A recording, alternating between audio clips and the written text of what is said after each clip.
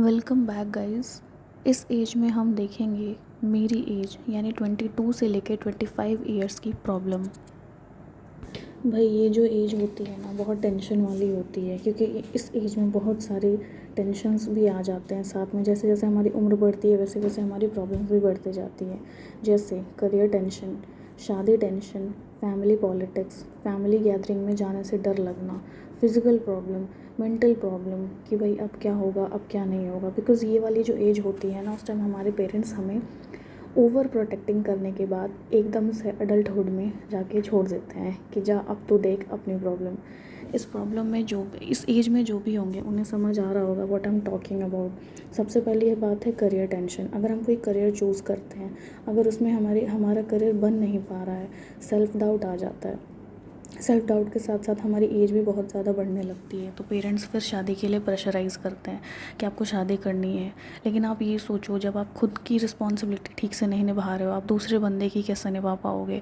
तो वो एक अलग मेंटल स्ट्रेस हो जाता है। दूसरा फैमिली पॉलिटिक्स, आप अपने घर में ही पॉलिटिक्स के शिकार हो जाओगे, चाहे आप अपने ही मम्मी पापा के साथ क्यों ना रह रहे हो। You will be the prison of their politics. Because मैं इस चीज़ से गुजर रही हूँ। बीइंग अ गर्ल, उसको लड़कियों को सबसे ज़्यादा झेलना पड़ता है। आई एम नॉट सेइंग कि लड़के नहीं झेलते, लड़कों को भी झेलना पड़ता है, बट लड़कियों के लिए सबसे ज़्यादा प्रॉब्लम होती है।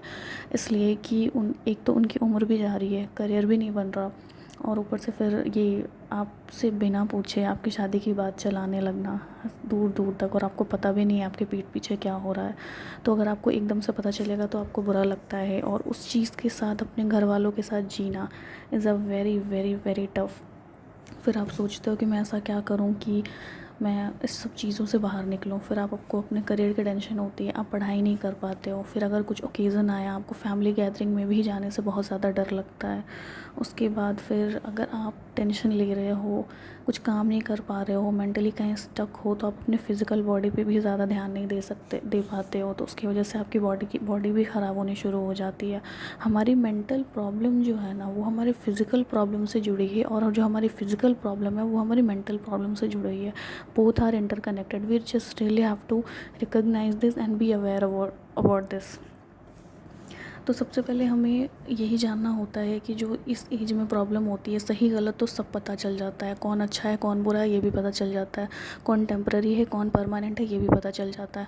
बट जो सिचुएशन इस समय होती है ना, ये नहीं हमें समझ आ पाती कि ये हमारे फ्यूचर ये हमारा बनाएगी या नहीं बनाएगी।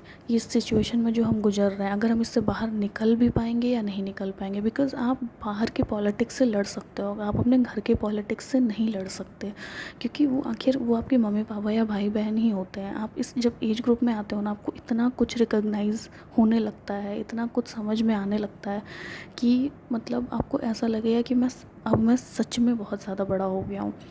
तो we really have to understand this कि इस समय भी हमें अपने मेंटल स्थिति के बारे में सोचना पड़ता है। इस एज में जाके पता चल जाता है डिप्रेशन क्या होता है, एंजाइटी क्या होती है, पैनिक अटैक्स क्या होते हैं, फ्रस्ट्रेशन क्या होता है। अब तक जो हम झेलते आए थे तो वो सिर्फ हमें पता था कि हाँ भाई गुस्सा आ रहा है, अच्छा फील नहीं हो रहा है, पर क्यों ऐसा हो रहा है। फिर हम खेलने चले जाते थे, हमें समझ में आता था कि चलो अब ठीक है। बट इस एज में अगर आप खेलने भी चले जाओ, आप लौट के इसी स्ट्रेस में आओगे, फिर सोचोगे अब क्या।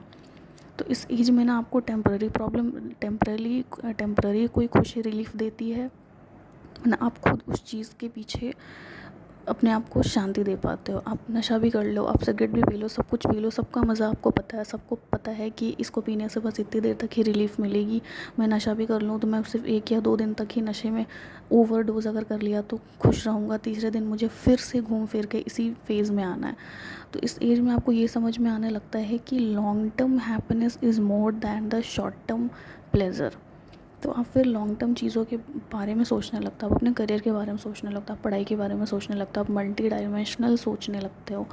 और इसी बीच में अगर कोई फैमिली पॉलिटिक्स चल रही है तो ओ माय गॉड वो अलग प्रॉब्लम हो जाती है। अगर आप घर से दूर भी रह रहे हो फिर भी you will not be able to protect yourself from the family politics. So this is the type of mental stress in the age of 22 to 25 in my view. अगर मेरे से कोई प्रॉब्लम मिस हो रही है और if you are watching this video till the last, then please let me know कि मेरे से क्या मिस हो रहा है, क्योंकि इस एज में मुझे अब तक ये प्रॉब्लम्स आई हुई हैं। So I am very open for your suggestions and thank you. अगर कुछ याद आएगा तो मैं बाद में ऐड कर दूँगी। अगर आपको भी ऐसा लगता है कि हाँ इस एज में ये प्रॉब्लम होती है, इसके अलावा भी कुछ हो सकता है जो मेरे से छूट रहा हो, तो आप प्लीज़ मुझे बताना कमेंट में, और मैं उसको उसमें ऐड करने की पूरी कोशिश करूँगी। नेक्स्ट वीडियो मैं बनाऊँगी कि ये सब चीज़ों से निकलने के लिए क्या करना चाहिए। I will try my best guys कि मैं अपने एज के लोगों या अपने से छोटे भाई बहन के एज के बच्चों को मैं समझा सकूँ कि मेंटल जो प्रॉब्लम होती है वो कितनी ज़्यादा सीरियस होती है और आपको इस चीज़ से बाहर निकलना कितना ज़्यादा ज़रूरी होता है। Thank you so much.